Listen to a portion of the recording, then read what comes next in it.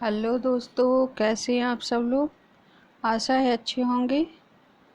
स्वागत है आप सबका एजुकेशन चैनल पर, जिसमें हम एमपी बोर्ड कक्षा 10वीं की हिंदी नवनीत पाठ 2 महापुरुष श्री कृष्ण, जो वासुदेव शरण अग्रवाल द्वारा लिखा गया निबंध है, इसके अभ्यास कार्य को इस वीडियो के माध्यम से देखने जा रहे हैं। तो आइए देखते हैं इसके पहले प्रश्न को। इसका पहला प्रश्न है, कृष्ण द्वैपायन को देश किस नाम से जानता था।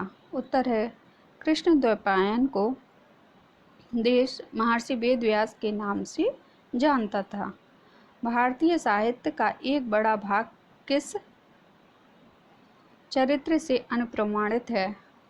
उत्तर है, भारतीय साहित्य का एक बड़ा भाग श्री कृष्ण चरित्र से अनुप्रमाणित है। गीता शास्त्र के महान उपदेशक कौन हैं।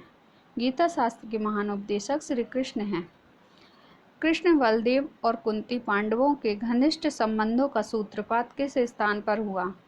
उत्तर है, कृष्ण बलदेव और कुंती पांडवों के घनिष्ठ संबंधों का सूत्रपात हस्तिनापुर पर हुआ। कृष्ण ने शिशुपाल का वध कर महास्मति की गद्दी पर किसे बिठाया। उत्तर है, कृष्ण ने शिशुपाल का वध कर महास्मति की गद्दी पर पुत्र धृष्टकेतु को बिठाया।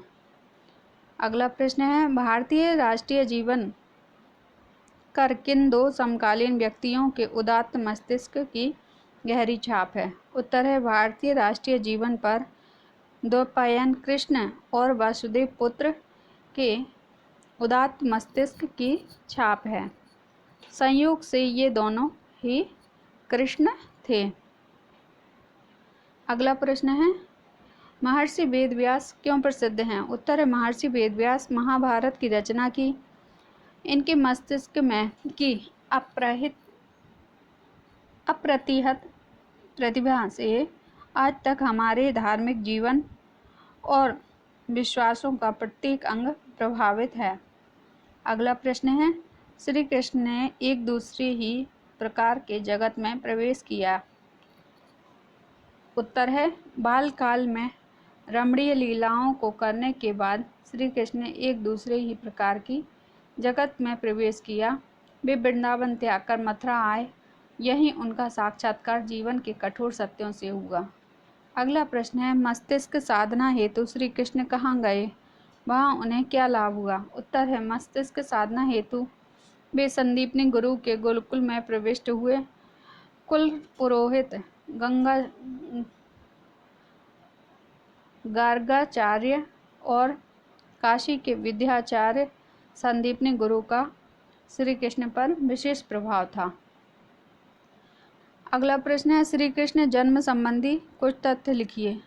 उत्तर है, श्री कृष्ण जन्म संबंधी कुछ तथ्य इस प्रकार हैं। उनका जन्म कृष्ण जन्म अष्टमी बुधवार रोहिणी नक्षत्र में आधी रात के समय मामा कंस के बंदीगृह में हुआ था। अगला प्रश्न है, कृष्ण हस्तिनापुर क्यों गए। हस्तिनापुर जाकर कृष्ण ने क्या किया। उत्तर है, श्री कृष्ण और बलराम कुरुक्षेत्र में स्नान के लिए गए थे। संयोग से कुंती भी पांडवों के संग आई हुई थी। वहाँ कृष्ण और पांडवों के बीच घनिष्ठ संबंध का सूत्रपात हुआ।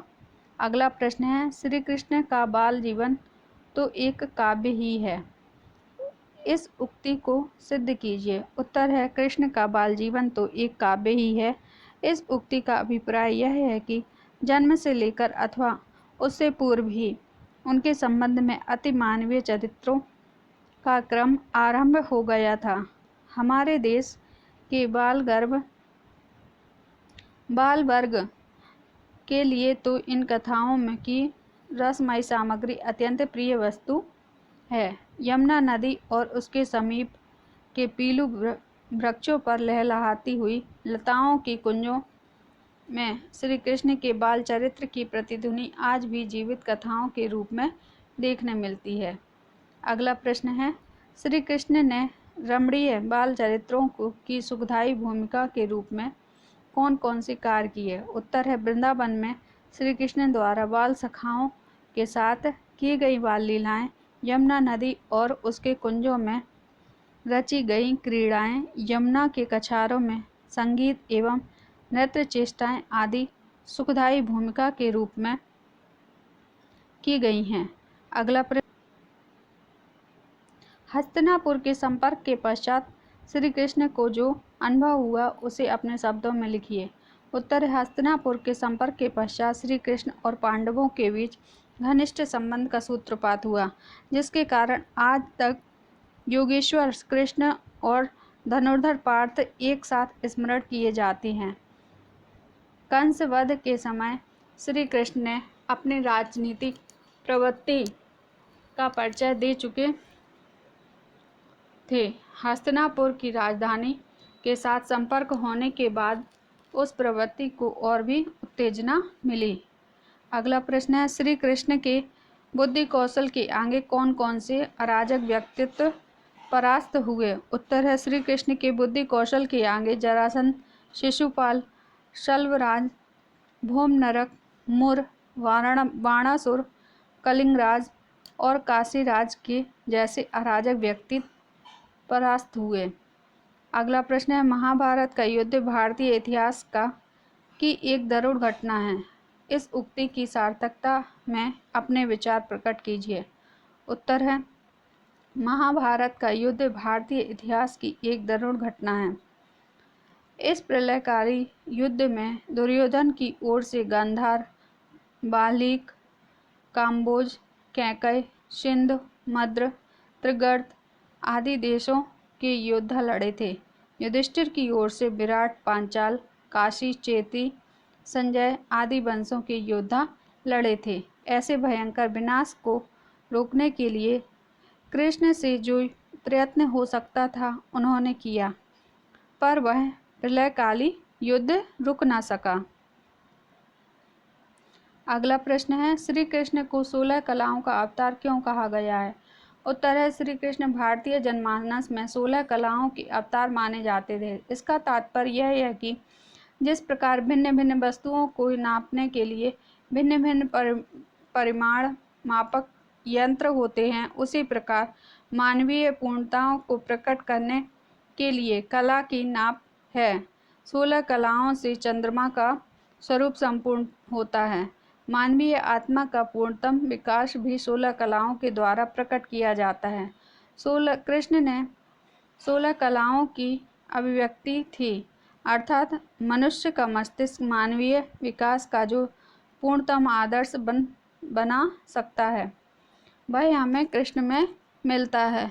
अगला प्रश्न है, समास विग्रह कीजिए।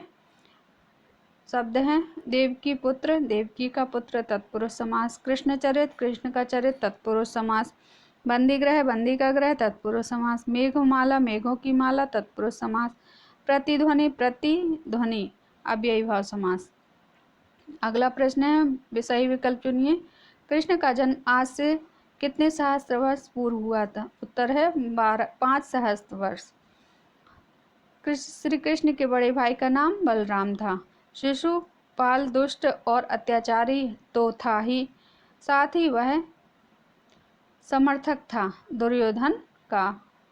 श्री कृष्ण ने निर्मोचन नामक राजधानी में सेना सहित मुर और नरक का वध करके किस प्रदेश को स्वतंत्र किया था? कामरूप। यह कथन किसका है कि कौरवों और पांडवों में बिना वीरों का नाश हुए ही शांति हो जाए, यही प्रार्थना करने आया हूँ? कृष्ण का। रिक्त स्थानों की पूर्ति कीजिए। महाभारत का युद्ध भारतीय इतिहास की बहुत दारुण घटना है। कंस के राज्योचित करके कृष्ण ने उग्रसेन को सिंहासन पर प्रतिष्ठित किया था। यदि मुझे वज्रधारी इंद्र और कृष्ण में से एक को लेना पड़े तो मैं कृष्ण को लूँगा। दुर्योधन ने सब कुछ सुनकर कहा, मैं सुई की नोक के बराबर भी भूमि पांडवों के लिए नहीं छोड़ सकता। कृष्ण को हमारे देश के लेखकों ने 16 कला का अवतार कहा है। सत्यासत्य चुनिए। श्री कृष्ण को 16 कलाओं का अवतार कहा जाता है। सत्य। कौरवों और पांडवों का युद्ध महाभारत के नाम से प्रसिद्ध है। सत्य। गीता शास्त्र के उपदेशक दुर्योधन है। असत्य। अर्जुन ने शिशुपाल का वध किया क्योंकि वह अत्याचारी शासक था। असत्य। श्री कृष्ण भारत की अमूल्य निधि है और वे भारतीय संस्कृति के गौरव हैं। सत्य। सही जोड़ी मिलाइए। 16 कला का अवतार श्री कृष्ण। घ नंबर श्री कृष्ण। शिशुपाल दुर्योधन का राजनीतिक समर्थक था। का नंबर। देव की इच्छा के सामने भीष्म और द्रोण जैसे नवरत्नों की भी रक्षा ना हो सकी। खा नंबर। श्री कृष्ण के गुरु थे इंगा संदीपनी। द्वैपायन कृष्ण। गा नंबर वेद व्यास। एक शब्द में उत्तर दीजिए। द्वैपायन कृष्ण को संसार किस नाम से जानता था? वेद व्यास के। उग्रसेन के लोक पीड़ित पुत्र का नाम क्या था? कंस। पांडवों की माता का नाम क्या था? कुंती। श्री कृष्ण मस्तिष्क साधना हेतु किसके पास गए थे? गुरु संदीपनी के पास। श्री कृष्ण संधि प्रस्ताव लेकर कहाँ गए थे? हस्तिनापुर की राजसभा में। गीता शास्त्र के महान उपदेशक कौन है? श्री कृष्ण। सारांश देख लीजिए आप। सारांश के बाद इसके संदर्भ गद्यांश की व्याख्या करते हैं। तो गद्यांश पढ़ लीजिए। ये भारतवर्ष के जिन महापुरुषों का मानव जाति के विचार पर स्थायी प्रभाव पड़ता है। शब्दार्थ है। संदर्भ है। प्रस्तुत गद्यांश हमारी पाठ्य पुस्तक के पाठ महापुरुष श्री कृष्ण से लिया गया है। इसके लेखक श्री वासुदेव शरण अग्रवाल जी हैं। प्रसंग है। इस अंश में लेखक ने भारत में जन्मे 2 कृष्णों के महत्व के बारे में बताया। उत्तर है। व्याख्या है। श्री वासुदेव शरण अग्रवाल जी कहते हैं कि भारतवर्ष में जिन 2 महापुरुषों मानव का जाति के विचारों का स्थायी प्रभाव पड़ा है, उनमें कृष्ण का नाम महत्वपूर्ण है। आज से लगभग 5000 वर्ष पूर्व भारत देश में एक ही समय में 2 व्यक्तियों ने जन्म लिया। इन दोनों के उदात्त मस्तिष्क की छाप हमारे राष्ट्रीय जीवन पर बहुत गहरी पड़ी है। इन दोनों ने महापुरुषों का जन्म नाम श्री कृष्ण था। इतिहासकारों ने इनके अंतर को स्थापित करते हुए एक को द्वैपायन कृष्ण और अर्थात महर्षि वेद व्यास कहा, और जिनके मस्तिष्क की अद्वितीय प्रतिभा से हमारे धार्मिक जीवन तथा विश्वासों का प्रत्येक अंग प्रभावित है। दूसरे कृष्ण वासुदेव और देवकी के पुत्र थे, जिन्हें आज संसार कृष्ण के नाम से जानता है। विशेष है, लेखक ने द्वैपायन कृष्ण और देवकी पुत्र कृष्ण में के अंतर को स्पष्ट किया है। भाषा सरल एवं सहज है। दूसरा गद्यांश है। उस काल के जो भी उत्सृंग लोग पीड़ित सत्ताधारी थे। तो ये पंक्तियां पढ़ लीजिए। शब्दार्थ देख लीजिए। संदर्भ है पूर्वानुसार। प्रसंग है। इस कथा में लेखक ने श्री कृष्ण के महान कार्यों का वर्णन किया है। व्याख्या है। श्री वासुदेव शरण अग्रवाल जी कहते हैं कि उस काल में जितने भी उद्दंड तथा जनता का शोषण करने वाले, उन्हें कष्ट देने वाले शासक थे, उन सभी को एक एक करके श्री कृष्ण का संघर्ष हुआ और अंत में उन्होंने विजय भी प्राप्त की। जिस महापुरुष अर्थात श्री कृष्ण ने योग समाधि के आदर्श को लेकर ब्रह्म स्थिति प्राप्त करने का उपदेश दिया हो, जिसका स्वयं का जीवन अडिग भाव से ज्ञान निष्ठा व का सर्वश्रेष्ठ उदाहरण हो, उसके जीवन में कंस के विनाश से लेकर अपने यदुवंश के विनाश तक की कथा एक अत्यंत करुण कहानी के रूप में पिरोई हुई है। विशेष है, लेखक ने श्री कृष्ण के परोपकारी कार्यों की ओर संकेत किया है। भाषा अनुकूल है। तीसरा गद्यांश है। इसकी पंक्तियां देख लीजिए। कृष्ण का बाल जीवन तो एक काव्य ही है। कठिन शब्द हैं। संदर्भ है। संदर्भ पूर्वानुसार। प्रसंग है। लेखक ने कृष्ण के बाल्य काल की अद्भुत एवं अलौकिक घटनाओं की ओर संकेत किया है। व्याख्या है। लेखक श्री वासुदेव शरण अग्रवाल जी कहते हैं कि श्री कृष्ण के बाल जीवन की घटनाओं पर यदि हम दृष्टि डालते हैं तो हम देखते हैं कि वे घटनाएं तो अपने आप में एक काव्य ही हैं। जन्म से लेकर अथवा जन्म से पूर्व ही उनकी अलौकिक क्रियाओं एवं चरित्रों का वर्णन आरंभ हो गया था। वृंदावन छोड़कर मथुरा आने तक की उनकी सभी बाल लीलाओं आकाश में छाई रहने वाली सुंदर मेघ पंक्ति के समान अनेकानेक भावों और रूपों को अपने में समेटे हुए थी। उनकी इन बाल लीलाओं एवं अलौकिक या अमानवीय चेष्टाओं को हम बिना कहे ही भली भांति जानते हैं। विशेष लेखक ने श्री कृष्ण के अद्भुत बाल लीलाओं की ओर संकेत किया है। भाषा भावानुकूल है। अगला गद्यांश है, ये देख लीजिए पंक्तियाँ इन रमणीय बाल चरित्रों की। कठिन शब्दार्थ है, संदर्भ पूर्वानुसार है, प्रसंग है। इस अंश में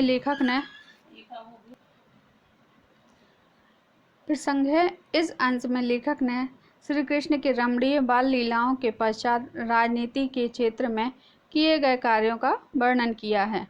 व्याख्या है, लेखक श्री वासुदेव शरण अग्रवाल जी कहते हैं कि बाल काल में की रमणीय लीलाओं तथा जनजीवन को सुख प्रदान करने वाली घटनाओं को अंजाम देने के पश्चात उन्होंने दूसरे प्रकार के संसार में प्रवेश किया।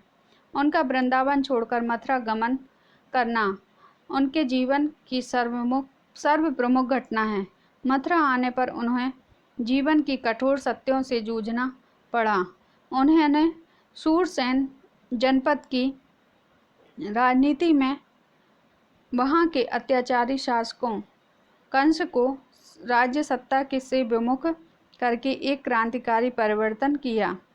उन्होंने कंस को सत्ता से हटाकर तथा उसका वध करके उग्रसेन को सिंहासन पर बिठाया। इस प्रकार सबसे पहले उन्होंने जनपीड़क अत्याचारी कंस के अत्याचारों से वहाँ की जनता को मुक्त कराया। विशेष लेखक ने कंस के वध की घटनाओं की ओर संकेत किया है। भाषा भावानुकूल है। अगला गद्यांश है, महाभारत का युद्ध भारतीय इतिहास की एक बहुत दारुण घटना है। ये पंक्तियाँ पढ़ लीजिए। कठिन शब्दार्थ है, संदर्भ पूर्वानुसार है, प्रसंग है। लेखक ने महाभारत की विनाश लीला का वर्णन करते हुए श्री कृष्ण के उस युद्ध को रोके जाने हेतु किए गए प्रयासों का वर्णन किया है। व्याख्या है, लेखक श्री वासुदेव शरण अग्रवाल कहते हैं कि महाभारत का जो युद्ध लड़ा गया था वह भारतीय इतिहास की एक बहुत ही दुखदायी घटना रही है।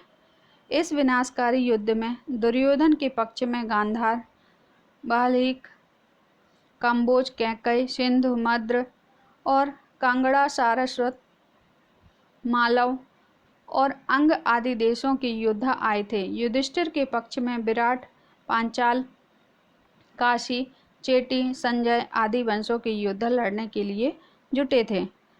उस समय कृष्ण ने अपने बुद्धि विवेक से इस विनाश को रोकने के लिए अथक प्रयास किए थे, लेकिन उनका कोई परिणाम नहीं निकला। फलतः युद्ध हुआ और युद्ध में विनाश हुआ। उसका स्मरण कर हम आज भी भयभीत होने लगते हैं। विशेष लेखक ने महाभारत युद्ध के विनाश की ओर संकेत किया है। भाषा भावानुकूल है। अगला गद्यांश है, ये पंक्तियाँ पढ़ लीजिए। श्री कृष्ण को हमारे देश के लेखकों ने 16 कला का अवतार कहा है। शब्दार्थ हैं कठिन, संदर्भ पूर्वानुसार, प्रसंग है। लेखक कृष्ण के 16 कलाओं वाले अवतार के विषय में बता रहे हैं। व्याख्या है, लेखक श्री वासुदेव शरण अग्रवाल जी कहते हैं कि भारतीय संस्कृति में श्री कृष्ण की 16 कलाओं वाला अवतार माना गया है। इसका अर्थ यह है कि जिस प्रकार भिन्न भिन्न वस्तुओं को नापने के लिए भिन्न भिन्न मापक यंत्रों का प्रयोग किया जाता है, यथा दूरी नापने के लिए गज, मीटर आदि, काल में के लिए समय या वर्षों का और बोझ के लिए मन, सेर या किलोग्राम आदि का, इसी भांति मानव की पूर्णता को नापने के लिए कला को आधार माना जाता है। चंद्रमा में 16 कलाएं पूर्ण होती हैं और मानवीय आत्मा का पूर्ण विकास भी 16 कलाओं द्वारा ही प्रकट किया जाता है। कृष्ण में 16 कलाओं की अभिव्यक्ति थी। इसका अभिप्राय यह है कि मनुष्य का मस्तिष्क मानवीय विकास का जो पूर्णतम आदर्श प्रस्तुत कर सकता है, वह हमें भगवान श्री कृष्ण के अन्य अवतारों में न मिलकर श्री कृष्ण में ही मिलता है। अतः हम श्री कृष्ण की 16 कलाओं का अवतार कहते हैं। विशेष है, श्री कृष्ण को लेखक के ने 16 कलाओं का पूर्ण अवतार माना है। भाषा भावानुकूल है। अगली पंक्तियां हैं अगले गद्यांश की। श्री कृष्ण भारतवर्ष के लिए एक अमूल्य निधि है। संदर्भ पूर्वानुसार प्रसंग है। इस अंश में लेखक ने श्री कृष्ण की राष्ट्रीय संस्कृति का सर्वश्रेष्ठ प्रतिनिधि बताया है। व्याख्या है। लेखक वासुदेव शरण अग्रवाल जी कहते हैं कि श्री कृष्ण भारतवर्ष के लिए अमूल्य निधि के तुल्य हैं। वे हमारी राष्ट्रीय संस्कृति के सर्वश्रेष्ठ प्रतिनिधि माने जाते हैं। जिस तरह पूर्व और पश्चिम के समुद्रों के मध्य प्रदेश को व्याप्त करके पर्वतराज हिमालय पृथ्वी का मानदंड बना हुआ है, उसी तरह ब्राह्मण एवं क्षत्रिय धर्म की दो मर्यादाओं के बीच उच्चता को धारण करके श्री कृष्ण का चरित्र पूर्ण मानवीय विकास का मानदंड बना हुआ है। कहने का भाव यह है कि श्रेष्ठ मानवता का मानदंड हम श्री कृष्ण के चरित्र को मान सकते हैं। विशेष है, श्री कृष्ण के चरित्र की महानता एवं उच्चता का वर्णन है। महाकवि कालिदास ने कुमार संभव महाकाव्य में अस्ति उत्तरस्या दिशि देवात्मा हिमालयो नाम नगाधिराज डैश डैश डैश इसको श्लोक में इसी भाव को दर्शाया है। भाषा भावानुकूल है। तो देखा हमने इस पाठ के माध्यम से श्री कृष्ण के चरित्र के बारे में कि कैसे उन्होंने 16 कलाओं का अवतार कैसे उन्हें 16 कलाओं का अवतार माना गया और अपने जीवन चरित्र के माध्यम से उन्होंने एक